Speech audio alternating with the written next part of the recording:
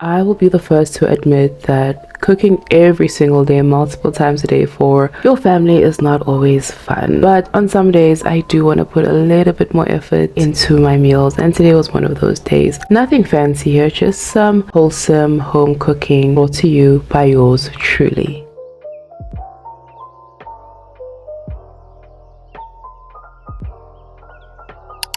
Morning friend, and welcome back to my channel. Today I want to take you guys through a day of cooking for my family. I did show you guys how I go about shopping and planning my meals in today's video, though I do want to show you guys a day of cooking. Now, am I still in my repetitive cooking the same thing every day phase? Yes, I am, but after this video I promise you I'm bringing you guys some seriously creative videos. I am going to be kicking off breakfast with shakshuka, or a version of it. It's a nice savory breakfast option. Also going to be going right into dinner after breakfast. I do find that once dinner is done earlier in the day, the rest of my day is much more free. I don't have to plan any afternoon activities around coming back and quickly making dinner before bedtime.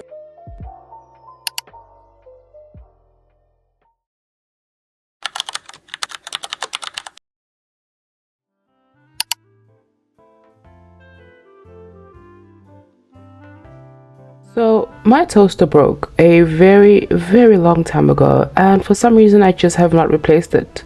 I make toast using my cast iron skillet with some butter, some fat, sometimes just dry, and it's just worked, and I just haven't replaced my toaster. So I'm kicking off with making us some toast in the back there before starting with the shakshuka. This was the sourdough loaf that I got from Food Lovers. It's okay, it was okay. I'm actually gonna start making my own sourdough bread, so watch out for that. I want to just try it out because all the homemaker girlies are making their own sourdough, so I'm gonna try that out for myself and I'll keep you guys posted.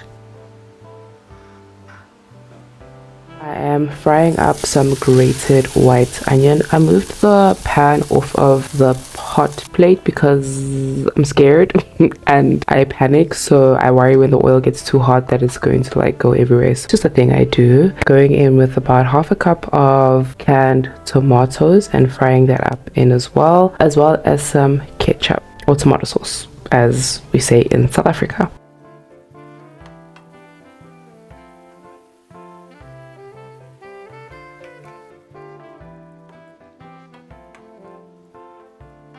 I seasoned with salt, pepper, mixed herbs, and I think it was either paprika or cayenne pepper, one of the two.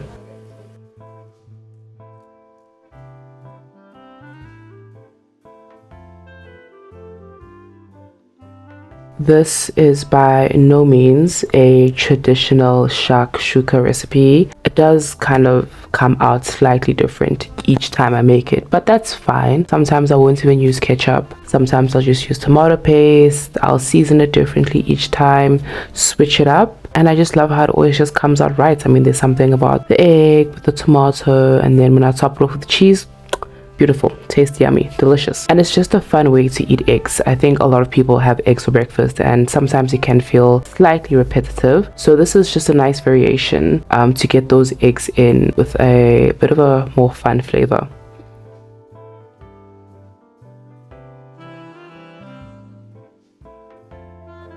So now I'm just checking that my eggs are cooked all the way through. You can cook it to whatever level of doneness you prefer your eggs. I also realized at this point that I did put too much water into my sauce. If that does happen to you, you can just boil the sauce or simmer the sauce for a bit longer and it will reduce, but I wasn't too bothered by it.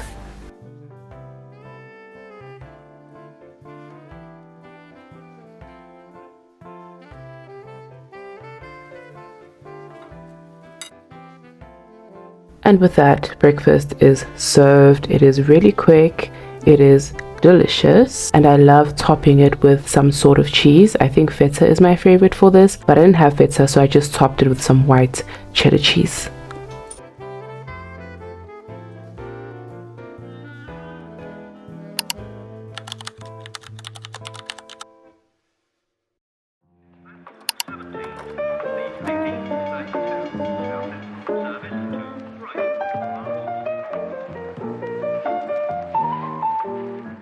Jumping right into cooking dinner straight after breakfast. I love doing this because all of the main cooking is done in one block in the morning, and I can just clean my kitchen once and just not have to worry about dinner for the rest of the day. So today we're having hake with some roasted potatoes.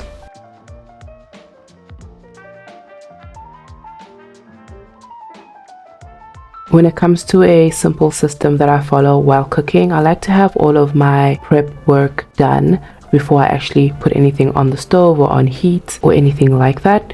Having all of the proteins prepped, having all of the veggies cut and ready to go, as well as having all of my spices laid out really helps me cook more smoothly. I think it's important to develop these little systems around cooking so that it doesn't feel overwhelming. And even if you don't cook dinner directly after breakfast, if you have a little bit of time here and there, you can obviously go ahead and chop some vegetables, put it in the fridge. You can clean the fish, put that in the fridge, just to make your life easier as the day progresses. So I seasoned my fish with salt, pepper, mixed herbs, as well as lemon juice. I do love fish spice for this. I just didn't have any on hand, but that is typically my go-to seasoning for anything fish related.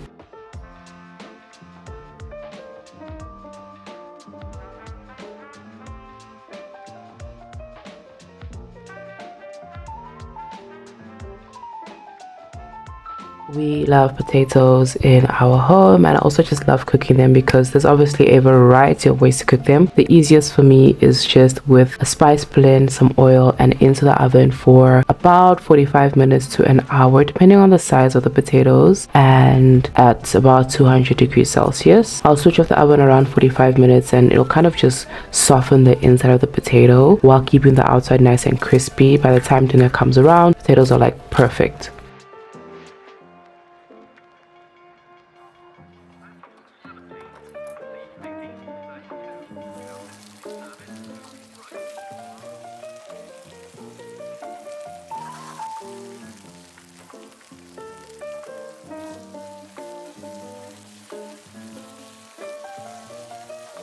So now I'm making a sauce with onions as well as yellow pepper to kind of steam my fish in. I like doing this with hake or any type of white fish because they do tend to be delicate. So I don't like any method of cooking that requires me to handle them too much. Any way of cooking them that can just leave it all intact in one piece is just my go-to when it comes to this type of fish.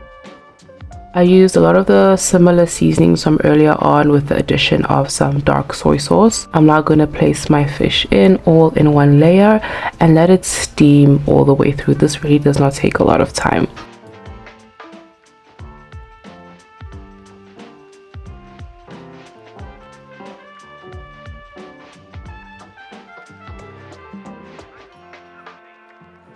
The hake is ready now. It takes about 15 or so minutes, as well as the potatoes looking crispy and golden. So I'm just going to leave this in the oven, as well as just leave the fish out there and just reheat when we're ready to have dinner.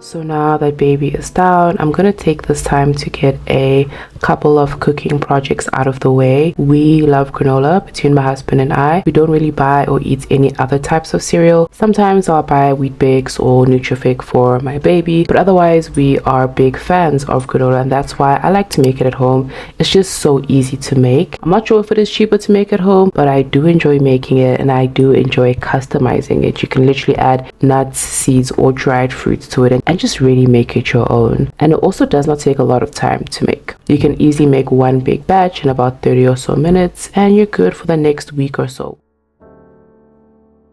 I shouldn't have put it on the tray first. It's actually so much easier to have everything in the bowl, mix it up in the bowl, and then put it onto your tray.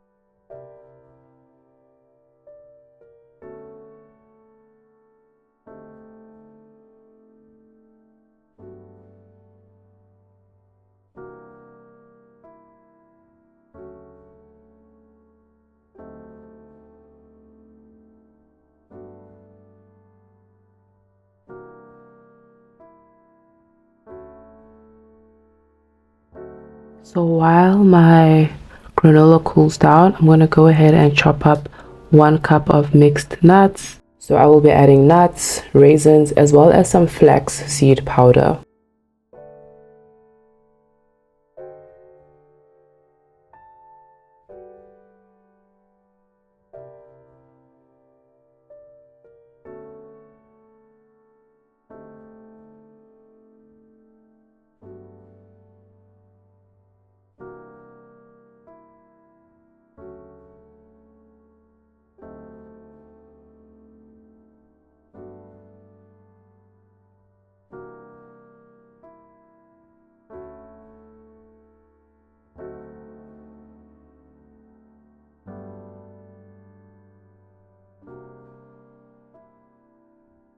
I think having hobbies as a homemaker is so important. Little things every other day that you can do that's just for fun. These little food projects, like where I make granola or I make banana bread, making anything from scratch because I just want to experiment, is really just an opportunity for me to fall in love again with something that can feel very mundane and repetitive.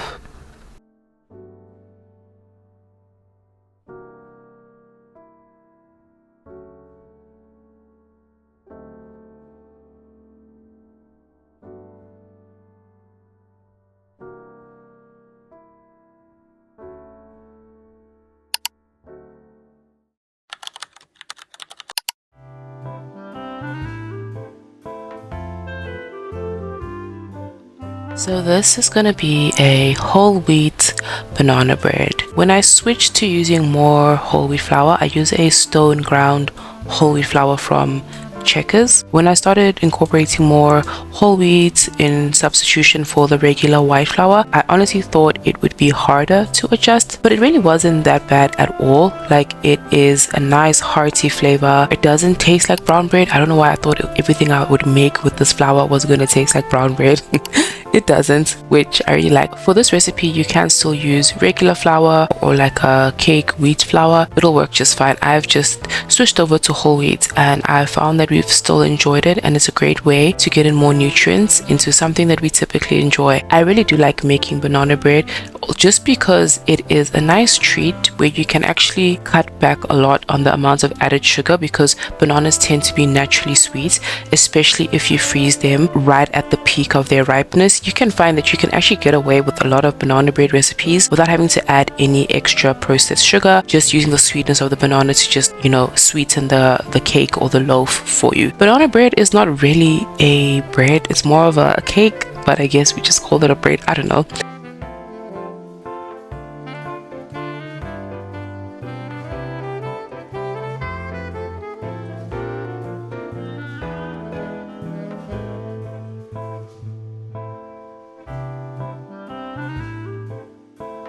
And as it bakes, I just took it upon myself to freeze the rest of the bananas I bought so I can make more banana bread well into the month.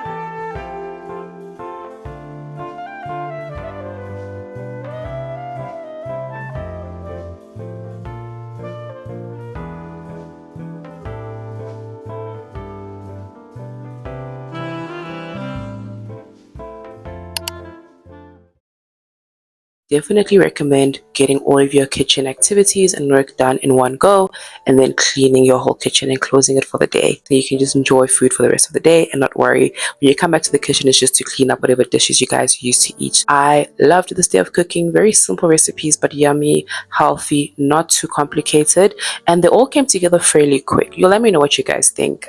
I feel like it wasn't too complex. I really loved the banana bread. It was actually the first time that I actually put raisins. Another thing I thought I could add that is mixed nuts, you could add some of the mixed nuts into your banana bread as well. Give it a nice, nutty texture there if that's your thing. I hope you guys also saw a little bit of how I incorporated some of the things I had shopped for last week into my day-to-day. Thank you so much for watching. Let me know which recipe was your favorite. I hope you enjoyed this video as much as I enjoyed making it. Thank you for coming into my kitchen.